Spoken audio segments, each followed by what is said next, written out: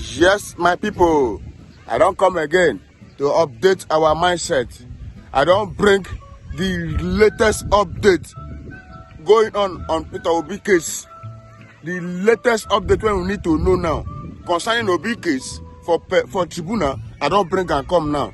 And this update, so it come from Director General of Labour Party.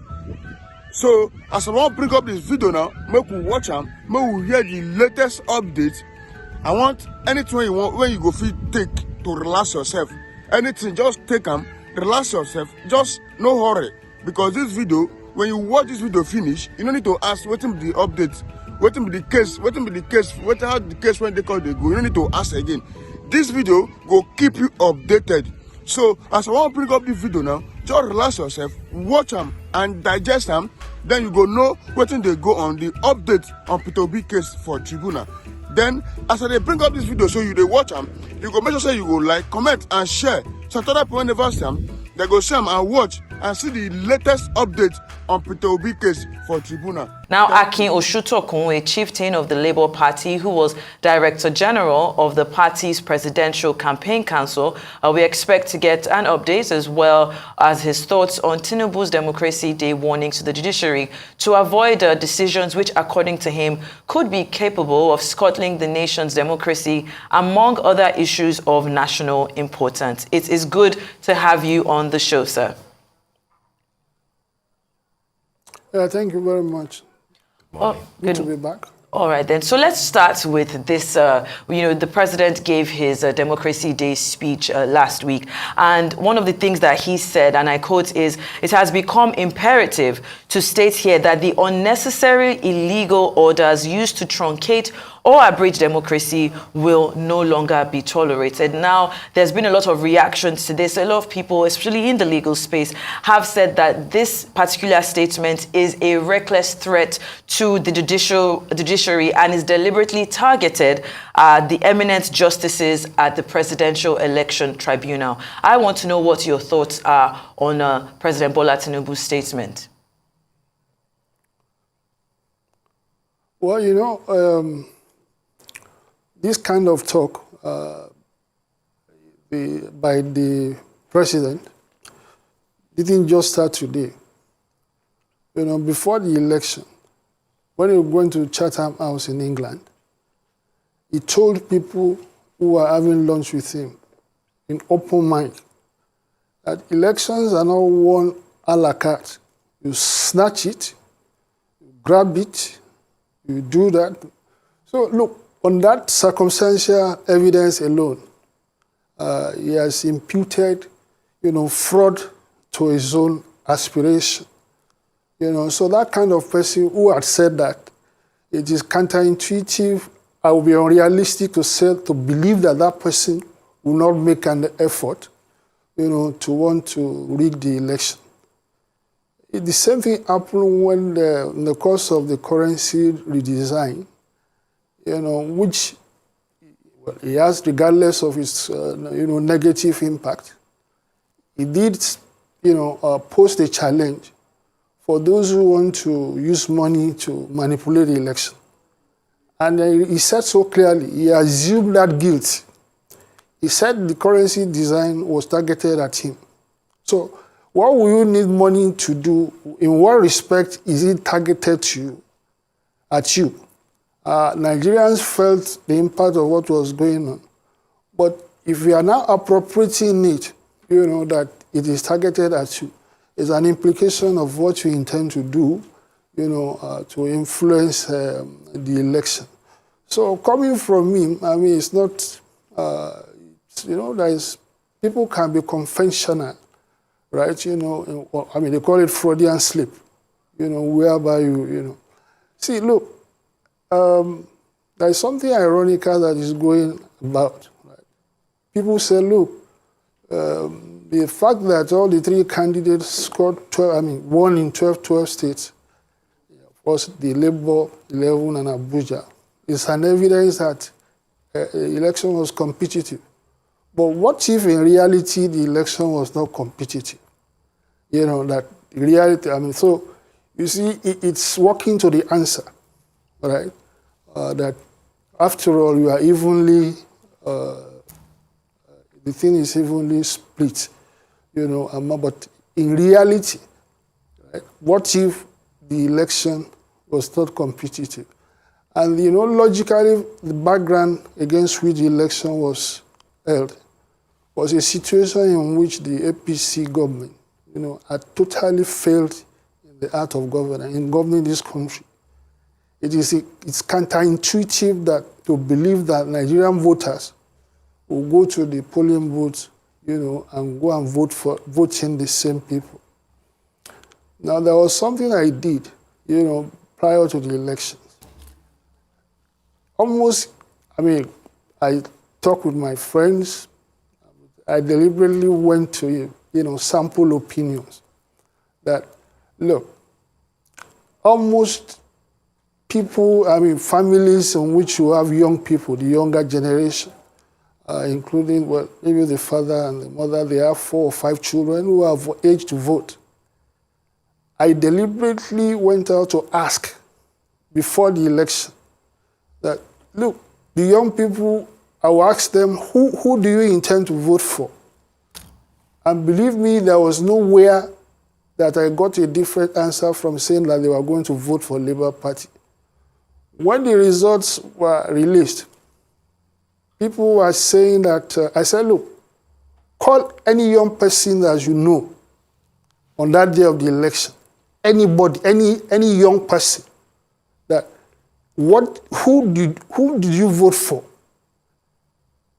That the likelihood, the probability is that, and the 90% probability that the answers you will get, right, is likely to be that they voted for Peter Obi. So against that background, look, in Lagos, I was living in Lagos for quite a while. So if there are 4 or 5, 6 people in a family, let us assume that only the parents, the father and the mother, they will vote for any other party. You now have 4 children or 4 other members of the family saying they will vote for Peter Obi. As I said, I'm not guessing, right? This is what I did. So,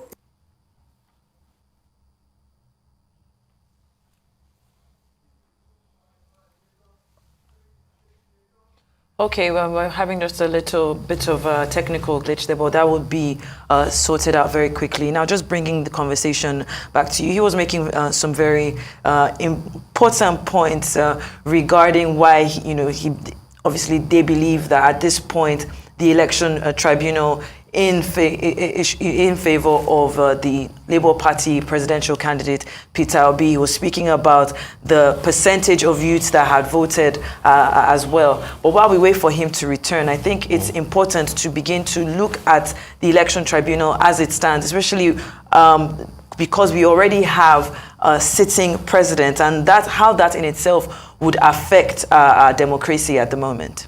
Yeah, I think Mr. Oshotokun is just getting set to go right into the core of the tribunal, the quality of legal representation, the quality of witnesses that they are, the evidences that they are bringing forward. Mm-hmm. The preambles that he has started with are personal assessment of what he witnessed. When you say that you have, when you're talking about 90% of the youth voting for Obi, where will those youths be, for example? And who authored such statistics? Will he be in the states where Mr. Peter Obi won convincingly? He mentioned Lagos, he mentioned a few other places, especially where he had personal encounters. But will that be the case in many of the other states, particularly in the north and in the southwest, where Peter Obi didn't win? Would that be a reflection of how the youth voted too? So I think that it will be important to stay with what has been presented at the tribunal. All right, so we have Mr. Oshotokun back. Good to have you, Mr. Oshotokun, and you were making a point, so I'll let you land on the point that you were making before we go. I ask you to go further, deeper into the quality of the evidences that you are presenting at the tribunal at the moment. But land on your point, then I can ask you the next question. No, look, you are talking about the tribunal, there are some things that is the circumstantial evidence, which I was speaking to. I was not merely saying that about demographic distribution of voters. I did make the point that the presidential candidate of APC at that time, who is the president now, said in London, everybody listen to it, if you want us to win this election, snatch it, grab it. So what do you expect from? And then, of course, what you quoted him saying about truncating the democracy, unnecessary, if you take both of them together, it adds up. Now, of course, in Nigeria, again, it's unrealistic of me to believe that people who have the capacity and the opportunity to vote, to rig the election, well, of all the three principal candidates, the person who has that advantage obviously is the APC candidate. So if that APC candidate had said this prior to the election, so it adds up. Of course, we are talking about it. So these circumstantial evidences are part of what the court will consider. All right.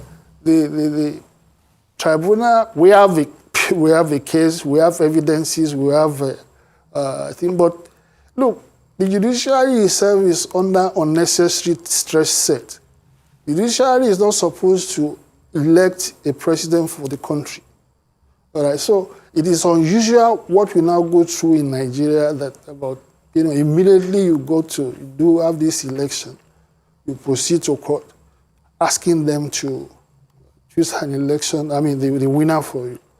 And this is quite unfortunate, especially against the backdrop of what a Senator Bukachua, said openly on the floor of the Senate, that he influenced his wife, who was the Chief Justice of the Federal Court of Appeal, to favor senators here. No, he said it openly.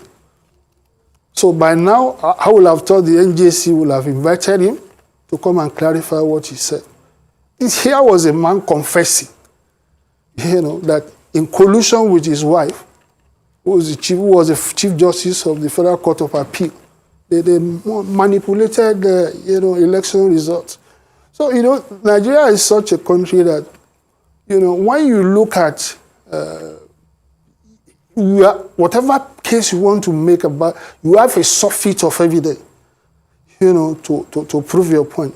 Now, look at I was saying the irony, of these 12 states being shared by the principal candidate. It is almost a statistical impossibility for you to have three candidates scoring exactly in the 12 across the country. There must have been an intervention of human agency. The probability of that happening is so low that, but as I said, they're working to they will tell you that this is an evidence that there was no fraud in the election. So it serves that purpose. People, they are using a dishonest, evidence to argue that this should not have been the case. So look at Abia State, for instance. You had the returning officer in the Abia State who said, she was rejecting, all pressures to act one way or the other. The same thing, coupled that with what happened in Adamawa, where the returning officer announced arbitrarily. Okay, so if that is happening in the process, if this is what you know, these are evidences that these are public issues. Now, you draw your inference from that are those people the exception or the rule? I believe that it is rule. In Nigeria, you hardly will find anybody who has the opportunity and the capacity and the inclination to rig, not doing so. All right. This is the kind Mr. Oshitoku, if you want to talk about... No, those are the things that you have presented to the tribunal, and it's better, it's safer to let the tribunal decide on it. I just wanted to have your thoughts quickly on the first 3 weeks of President Tinubu. He's been getting a lot of accolades, and I'm sure that you have been following. What would be your assessment of it? And do you think that this, in any way, all the accolades that he's been getting, can be a factor in what eventually comes out of the tribunal? Because this is a president that is riding the waves very high, and people are applauding him. What are your thoughts on his first 3 weeks? Well, what are these accolades that he is getting? Right? He started by saying fuel subsidy is gone. Right? He went back and said, no, he didn't say so. It took the GMD of NNPC to categorically come out that no provision had been made for the sustenance of. So I don't know what you mean by accolade. If a president is being sworn, he said this, a day or 2 days later, he went back on what he said. So look, let us get, we are dealing with people who are experts in propaganda, in manipulating public opinion. So I don't know what he has done. He has he suspended Emefiele and then him over to DSS. Emefiele was an agent of his predecessor. There was nothing that Emefiele could have done on his own, autonomous of the president who appointed him. The same thing with Bauer, the chairman of the EFCC.